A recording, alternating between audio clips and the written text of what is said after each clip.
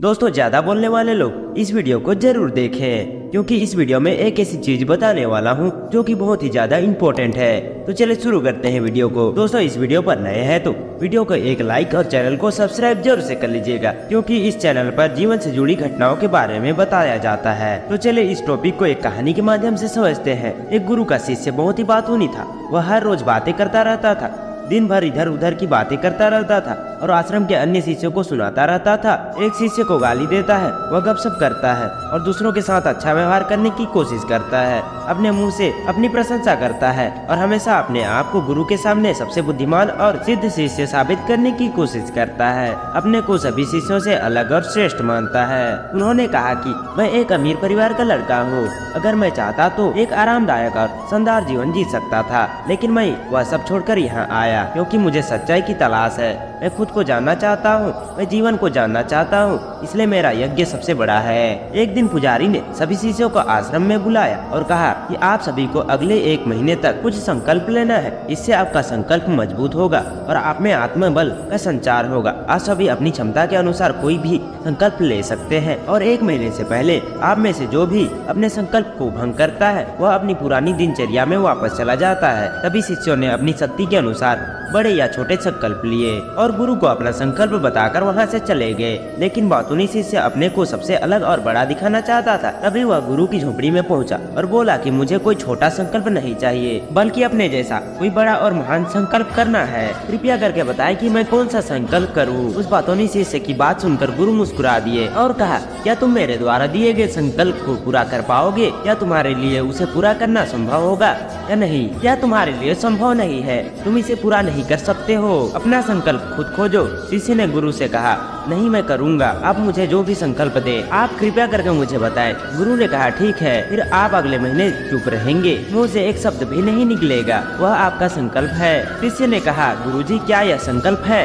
यह बहुत ही आसान है, केवल 1 महीने के लिए चुप रहना है। मुझे एक बड़ा संकल्प दे जो मेरे श्रेय के योग्य है, जिसे पूरा करने में मुझे परेशानी हो रही है। गुरु ने कहा, पहले आप इस संकल्प को पूरा करें। शिष्य ने गुरु की आज्ञा का पालन किया। वह उसी समय चुप हो गया और मुड़ा झोपड़ी से बाहर चला गया। उसे चुप रहना बहुत आसान लगा। उसने किसी तरह चुपचाप 1 दिन बिताया, लेकिन दूसरे दिन से उसके मन में बोलने का बोझ बढ़ने लगा। तीसरे दिन उन्हें भारीपन महसूस होने लगा। चौथे दिन एक अजीब सी बेचैनी होने लगी, क्योंकि आश्रम के सभी शिष्य आपस में बात कर रहे थे। वह भी उसके सामने अपना पक्ष रखना चाहता था और उनकी बात बंद करना चाहता था, लेकिन उसका निश्चय उसके रास्ते में आग खड़ा हुआ। इसलिए वह सारा दिन केवल मुंह और आंखें ही बनाता रहा। ऐसे ही कुछ दिन बीत गए और शिष्य बीमार पड़ गया। उसका सिर फटने वाला था, खाने पीने का भी मन नहीं करता था, वह बस बोलना चाहता था। वह मास्टर जी के पास गया और उसके सामने बैठ गया और उन्हें लिख कर कहा, मास्टर जी मुझे बोलना है, बिना कहे मुझे सांस नहीं आ रही है, मेरा दम घुट रहा है, मैं अंदर से पागल हो रहा हूँ, मैं क्या कर सकता हूँ? क्या मुझे अपने संकल्प तोड़ देना चाहिए? मास्टर जी यह पढ़कर मुस्कुराए और कहा कि संकल्प तो टूटने के लिए होते हैं, लेकिन जो व्रत पूरा करता है वही अपने भीतर की शक्ति को बढ़ा सकता है, और जो अपनी आंतरिक शक्ति को बढ़ा लेता है वही जीवन के पथ पर आगे बढ़ता है। बुद्धि और जागृति संकल्प लेना आपके हाथ में था और तोड़ना उसे आपके ऊपर है। आपके अनेक शिष्य संकल्प तोड़कर अपनी दिनचर्या में लौट आए। अगर आप ऐसा नहीं कर पा रहे हैं तो आप अपने संकल्प को तोड़ भी सकते हैं और अपनी पुरानी दिनचर्या में वापस जा सकते हैं। लेकिन याद रहे, अगर आज आप इस छोटी सी संकल्प को नहीं संभाल पा रहे हैं तो बाकी जिंदगी कैसे संभाल सकते हैं? मुझे शक है बाकी फैसला पूरी तरह से तुम्हारे हाथ में है। वैसे भी फैसला पूरी तरह से तुम्हारे हाथ में। वो बिना कुछ कहे वापस चले जाते थे और खुद को झोपड़ी में बंद कर लेते थे। झोपड़ी से बाहर आ जाते थे केवल अपने आवश्यक कार्यों के लिए। बाकी समय वह कुटिया के अंदर ही बैठा रहता था। 15 दिन बीत चुके थे और आश्रम के सभी छात्रों का संकल्प लगभग टूट चुका था, लेकिन उस बातूनी शिष्य का संकल्प अभी भी चल ही रहा था कि प्रतिज्ञा लेने के बाद वह एक भी शब्द नहीं बोला। पूरा आश्रम हैरान था कि इतना बोलने वाला आदमी चुप कैसे हो गया। 15 दिन बाद वह अपने मालिक के पास गया और लिखित में कहा कि गुरुदेव मैं बाहर से चुप हूँ, लेकिन अंदर ही अंदर कई आवाजें हैं, बहुत रोना और शिकायत है। मैं अंदर ही अंदर बात करता रहता हूँ, मेरा मन तरह तरह के सवाल करता रहता है। बाहर से जितना शांत हूँ भीतर से उतना ही कोलाहल है। मुझे संदेह है कि मेरा संकल्प अभी भी कायम है या नहीं। आपको बोलने की आदत है, आप बाहर से भले ही खामोश हो लेकिन अंदर ही अंदर कहते रहते हैं आपको इन बातों और आवाजों से दूर जाना होगा। शिष्य गुरु को प्रणाम करके चला जाता है और भोर होते ही वह अपनी कुटिया छोड़कर जंगल में चला जाता है। कई दिन बीत जाते हैं और शिष्य का संकल्प पूरा हो जाता है, पर वह शिष्य वापस नहीं आता। आश्रम में सभी को डर था कि जंगली जानवरों ने उसे खा तो नहीं लिया है।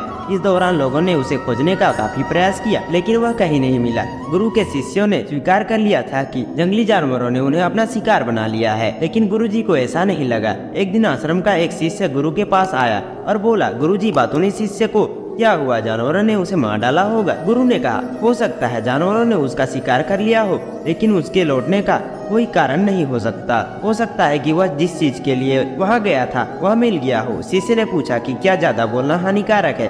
गुरु ने कहा, यह भी मानव जीवन के कई दुखों में से एक है कि वो कभी चुप नहीं रह सकता। वो हमेशा कुछ न कुछ कहता रहता है। हमारा आधे से ज्यादा दुख हमारे अकेले बोलने से होता है। ज्यादातर परिवारों के झगड़े की वजह हमारी बेवजह की बातें होती है। हम में से कोई भी चुप रहना नहीं चाहता। हम सिर्फ सामने वाले से कहना चाहते हैं कि आप गलत हैं और मैं सही। कहाँ तक उचित है, क्योंकि दूसरा भी वही कह रहा है और इस तरह सब एक दूसरे का सड़ा गला सामान ले रहे हैं। तो समय के साथ साथ उन्हीं बातों की परतें गिनते रहते हैं और एक दूसरे को सुनाते रहते हैं। इस तरह सुनने सुनाने का यह काम जीवन भर चलता रहता है, लेकिन इस अज्ञानता में हम अपना समय, अपना जीवन, अपनी समझ और सबसे महत्वपूर्ण वह अनमोल क्षण खो देते हैं जिसे जिया जा सकता है, जिसका अनुभव किया जा सकता है, जिसपे आनंद पाया जा सकता है। लेकिन बदले में हमें क्या मिलता है? कुछ भी नहीं, सब व्यर्थ जाता है। हम इस पागलपन में क्या खो चुके हैं? केवल कुछ लोगों को पता चलता है, बाकी लोगों को उनके आने का पता नहीं है, जैसे उन्हें उनके जीने का पता नहीं है। शिष्य ने कहा, फिर क्या इसका समाधान है?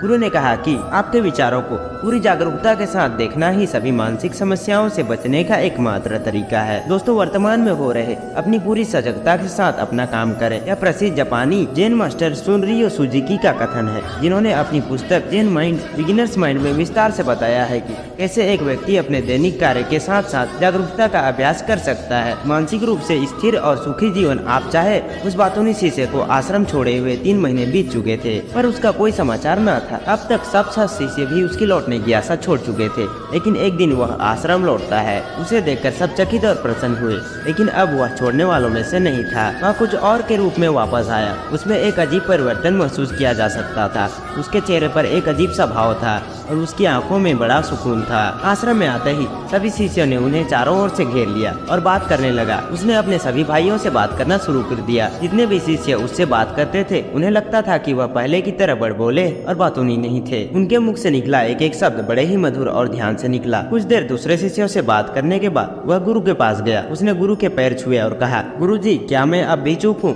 क्या मेरा संकल्प अभी भी जारी है? गुरु ने कुछ देर तक शिष्य की आंखों में गौर से देखा और कहा, तुम अब भी चुप हो। आपके मुंह से एक भी शब्द नहीं निकल रहा है। आपका संकल्प अभी भी कायम है। इसलिए मैं और गहरे जंगल में चला गया। मुझे लगा कि वहाँ शांति मिलेगी और मेरे मन में चहकना कम हो जाएगा। लेकिन मैं जितना एकांत में गया, मेरे अंदर उतनी ही आवाज तेज होती गई। मुझे अपने अंदर पुरानी आवाजें सुनाई देने लगी। तब मुझे एहसास हुआ कि मैं कितना गलत था जब मैं बुरा कहता था अपने परिवार के सदस्यों, दोस्तों और शिष्यों को बातें। इसलिए उस समय मैंने नहीं सोचा कि सही था। जब मैं गुरु भाइयों की चुगली करता था और उनका मजाक उड़ाता था, तब मुझे लगता था कि मैं उनसे बेहतर हूँ और मैं सही कर रहा हूँ। लेकिन उस दिन मुझे पहली बार लगा कि मैं कितना गलत हूँ। बहुत देर तक ये आवाजें, ये शिकायतें मेरे अंदर चलती रही, लेकिन धीरे धीरे मेरे अंदर ये सारी आवाजें चली गई। अब मैं अंदर से भी खामोश हूँ। उस घने जंगल में बाहर से बोलने वाला कोई भी नहीं था और भीतर कोई भी आवाज नहीं बची। उस दिन पहली बार मुझे लगा और मौन का सही अर्थ समझ में आया। कितनी शांति थी मेरे अंदर आसपास। हालांकि अभी भी कुछ आवाजें आती थी जो पहले आती थी, लेकिन मैं उन्हें सुन नहीं सकता था। लेकिन अब मैं उन आवाजों को स्पष्ट रूप से सुन सकता हूँ, जो हवा की आवाज, पक्षियों के चहकने की आवाज, बहते पानी की आवाज, भौरों की गुनगुनाहट की आवाज मैंने पहली बार पूरे होश से सुनी। मैंने आसपास इतनी शांति कभी महसूस नहीं की। अब पहली बार है जब मैं शांति भंग करने के लिए अपने मुंह से एक शब्द निकाला है और मैं चिल्लाया हूँ। लेकिन मेरे चिल्लाने पर भी शांति भंग नहीं हुई। सब कुछ वैसा ही वैसा था जैसा बाहर से पहले भी सन्नाटा था और अंदर भी। एक गुरुदेव, मैंने अपने गुरु भाइयों से बात की, मैंने आपसे बात की। मैं बोल रहा हूँ, मैं चल रहा हूँ, मैं सब कुछ देख रहा हूँ, लेकिन मैं अंदर से बिल्कुल अकेला हूँ। मैं चुप हूँ, भीड़ में हूँ, मैं अकेला हूँ और अंदर से अकेला हूँ। मैं तब भी अकेला हूँ जब मैं अपने आप से शोर मचा रहा था। अब सब कुछ दिखाई देता है, सब कुछ सुना जाता है। गुरु ने कहा, जब तक बाहर बातें करते रहेंगे भीतर अशांति होगी। जिस दिन हम अपने भीतर की ओर मुड़ेंगे तो हमारे मुंह से जो भी निकलेगा हम शांत रहेंगे। दुनिया में जितनी भी बुराइयां हैं वे ज्यादातर हमारे बोलने से ही पैदा होती है, क्योंकि हम चुप नहीं रहना चाहते। हम जरूरत से ज्यादा बात करते हैं। हम दूसरे व्यक्ति की बात नहीं सुनना चाहते, बल्कि चाहते हैं कि वह बात करना बंद कर दे। हम उसे बताना चाहते हैं कि मैं कौन हूँ। हम उसे अपनी सारी क्षमताएं दिखाना चाहते हैं। बस यही हमारे जीवन का उपदेश रह जाता है। कभी भी एक दूसरे को सुनना नहीं चाहते, समझना नहीं चाहते। उन्होंने कभी भी चुप रहना नहीं सीखा, क्योंकि खामोश रहने से ही वो खुद को छोटा महसूस करते हैं। दुनिया के सारे युद्धों की वजह से हमारी ही बोलती है, इसलिए हमें उतना ही बोलना चाहिए जितना जरूरी हो, क्योंकि बेकार की बातें करने से ऊर्जा बर्बाद होती है और बोलने से हम कभी भी अंदर की ओर नहीं मुड़ते, क्योंकि वो हमें बाहर की ओर खींचती रहती है। और क्या क्या इस दुनिया के अलावा भी बाहर है। लेकिन अगर हम अपने भीतर की दुनिया की ओर मुड़ना चाहते हैं तो इस मुंह को बंद रखना चाहिए। इसलिए जो सभी प्रबुद्ध हो गए हैं एकांत की ओर भागा, ताकि उन्हें ज्यादा ना बोलना पड़े, न ज्यादा सुनना पड़े। वे अकेले रहे और शांत रहे, ताकि आसानी से आप भीतर की यात्रा कर सके। लेकिन कोई चाहे तो इस दुनिया में रहकर भी एकांत में रह सकता है, शांत रह सकते हैं, लेकिन इसके लिए उन्हें अपनी ऊर्जा बचाई होगी, जिसे वे व्यर्थ की बातों में बर्बाद कर रहे थे। दोस्तों, यह कहानी की यह सीख है कि व्यर्थ बोलने से ऊर्जा नष्ट होती है, और ऐसा कहना हमें वापस भीतर नहीं जाने देता, क्योंकि यह हमें बाहर की ओर झुकाए रखता है। जो हमें भीतर की यात्रा नहीं करना चाहते उन्हें अपना मुंह बंद रखना चाहिए। मुझे आशा है कि आपको यह कहानी पसंद आई होगी। अगर पसंद आई होगी तो वीडियो को एक लाइक और चैनल को सब्सक्राइब जरूर से कर लीजिएगा, और अपने दोस्तों के साथ भी शेयर कर लीजिएगा, ताकि उन्हें भी कुछ सीख मिल सके। तो मिलते हैं नेक्स्ट वीडियो में, तब तक के लिए बाय बाय, राधे राधे।